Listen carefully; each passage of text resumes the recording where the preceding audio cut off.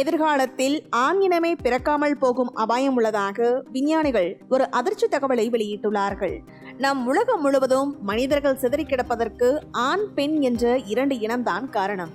இப்போது திடீரென்று ஆண்கள் இனம் இல்லை என்றால் என்ன ஆகும் என்று சிந்தித்து பாருங்கள். இந்த இனப்பெருக்கத்தில் முக்கிய பங்கு வகிப்பது குரோமோசோம்கள் தான். ஆண்களுக்கு X மற்றும் Y குரோமோசோம்கள் உள்ளன. பெண்களுக்கு 2 X குரோமோசோம்கள் உள்ளன. ஆண்களின் இந்த Y குரோமோசோமே ஆண் பாலினத்தில் இனப்பெருக்க உறுப்புகளை உருவாக்கும் மரபணுக்களை கொண்டுள்ளது. பெண்களின் குரோமோசோம்களில் 90 வகை ஜீன்கள் உள்ளன. அதே போல ஆண்களின் குரோமோசோம்களில் 55 வகையான ஜீன்கள் உள்ளன. ஆண்களின் குரோமோசோம் வரிசையில் Y குரோமோசோம்கள் கொஞ்சம் கொஞ்சமாக குறைந்து கொண்டே வருவதாக மரபியல் விஞ்ஞானிகள் கண்டறிந்துள்ளார்கள்.